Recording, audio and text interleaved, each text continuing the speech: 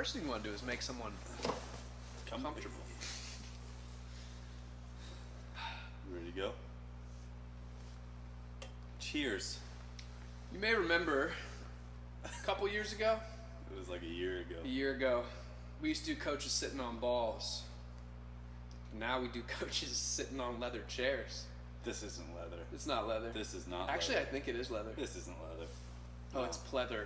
This is a very plastic material. This guy's a hater. It's not a hater. That's not like hating would be like, this is fucking terrible and stupid. That's hating. This is not leather. It's just not leather. I wouldn't care, but I made it. So it was a kit, like you order it in the mail and you have to sew each individual seam. Put a lot of time into this, and the guy doesn't even appreciate it. But Chris Merritt is the least handy person that I know. I'm gonna leave that alone right there. That's hate. That's being a hater. Should we? Yeah, I guess we're actually gonna do some stuff. We're gonna talk about consultations. Consultations. That's your game, homeboy.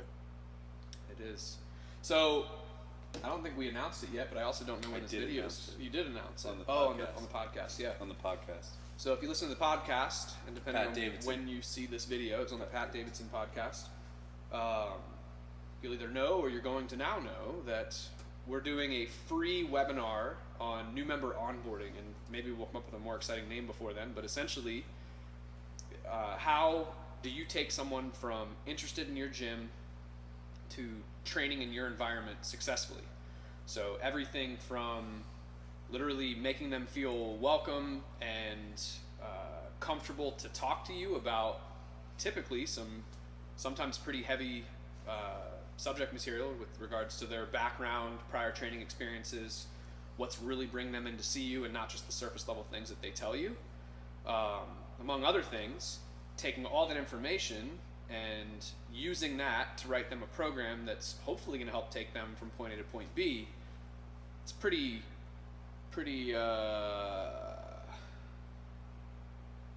it's a balancing act. You know what I mean? Like to meet someone for the first time and do that. And so we're in our 7th year of running Beyond Strength Performance Nova, and I could tell you some funny, awkward stories in the front end, like calling people the wrong name when they walk in. That's not good. Don't do that. That's fun. And how, like anything, you kind of start off just being like, at least I did, I can't say you would, maybe I'm an idiot, but like I kind of started off when I opened the gym like being like, well, I'm a good trainer, like I just need to have my own place now, and I didn't have systems for bringing people in, so it made for some pretty funny interactions. But over the years, I think that we've come up with some pretty awesome systems that help to streamline the process, that help to make success more predictable, and we're excited to share that. March 1st. March 1st, 3 p.m. It's a weird time. 3 p.m. what? Eastern? Eastern. Time? Yeah, it's Eastern. probably good for people to know. So 3 p.m. Eastern. Well, you know what? Why don't it's the February 19th currently. Yeah. Let's give them 3 tips. All on right. Consultations. You want 3 tips? 3 tips is better than 2. Are better than 2. Depends on 3. We'll just go with that. 3 tips are better than 2. All right. What's tip number 1? I'm just spitballing some tips. El Capitan. Zero preparation going into this video. That's why I'm like, oh, we're doing 3. Well, maybe we do one on. Maybe we do a tip on having a good conversation. Yep. Maybe we do a tip on knowing what you want out of assessment. Yep. Maybe we do a tip on making sure that the consultation ends with good expectations. Cool. I like that. So 1, creating good conversations in consultations, and the reason why I'm smirking right now is I could go back to the awkward story that I mentioned earlier, which is like greeting someone, being prepared for someone's arrival and greeting them by name is a really good start to creating good conversations. The one time that I'm aware of that I screwed that up, I don't remember who it was anymore. This was years ago, but let's say that I had like someone named Beth and I had someone named Kathy back to back. And I mean, literally, like I had them, a short window between them, and I couldn't remember who was coming in first, and we had something at the gym, I think it was like an assault bike or something like that, that was having an issue. So I went from where I typically feel prepared and ready to greet them by name to completely losing track of time trying to get something to work for when the gym was going to open, to our door opening and this person being in front of me and going, "You must be Kathy. I'm Chris. It's so nice to meet you." And them going, "It's Beth. I'm your 3 o'clock," or whatever it is. And I was just like, "Oh, sorry." Terrible, terrible, terrible, terrible. I wish I could remember who it was, because I want to say if that situation turned out okay or not, but I don't remember. So don't do that. But I'll make the tip a little better than that. What should you do? Beyond being prepared for their arrival and greeting them by name, is don't talk about business or training first. So you're probably excited to get a new member into your program, but they're probably a little bit nervous to be walking into an environment that maybe makes them a little bit uncomfortable. So small talk before professional talk. And that can be whatever it is. I'm not going to tell you exactly what you should say, because it's going to come down to your personality and your ability to read the person that's standing in front of you. And it's not like fake. I mean, one of my go-tos is usually that "You must be Kathy. I'm Chris. It's so great to meet you." If her name is Kathy, that's important. Use the right name. Use the right name. You know, that's my mom's name. That's why I'm using it. Okay. Yeah. Just make Yeah. sure you know that. Except for, never mind. Watch yourself. I wasn't going to make watch yourself. Now I'll go back. I wasn't going to make an inappropriate joke. I was going to talk about how weird it is that Todd calls his mom Hot Calf. So. It's not that weird. I can tell you exactly why I do that. Why? Because she has a leopard print steering wheel cover on her Dodge Intrepid. So All right. I call her Hot Calf. There you go. I never knew that. I did know that she had a leopard print steering wheel cover because we went and had breakfast with her a few months back and I saw it, but now you know. So there you go. I wasn't going to be awkward about your mom. Don't try and fight me again like that, okay? We're on non-live. This isn't live at This is all. not live. No. So anyways, so where was I at? So you're greeting them by their name. You're prepared for their arrival. So, "Hey, what's up? You must be Kathy. I'm Chris. It's so great to meet you." And then typically I'll just be like, "Obviously you found us all right. How's the day going?" And just see what they're going to say. And then hopefully, I mean, one of our core values here at the gym is interpersonal rockstar. Based off some type of a maybe somewhat preset start, you can take them down a path of just having a real conversation, agenda free. And that seems to get people comfortable and at least the beginnings of getting people comfortable, because right away they're like, "Oh, okay, we're just talking, you're not in like sales mode right away." And a little bonus tip number 2 is don't really ever go into sales mode, just help people. So I think that's first tip. What was our second? Knowing what you want out of an assessment, like a movement screen assessment type thing.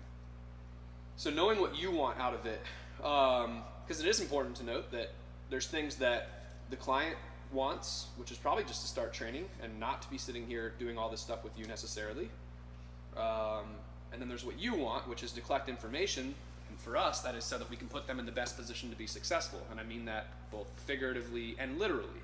So for us, we have a program design checklist, and that involves technical things, the X's and O's of training. It involves personality things, goals, and we want to make sure that we collect the information that we need so that we can write, for our semi-private training clients, an individualized program to get them from point A to point B. So rather than just look at what some other gym is doing in terms of, basic information, name, address, date of birth, all that stuff, and then probably a par Q, because hopefully everyone's doing that,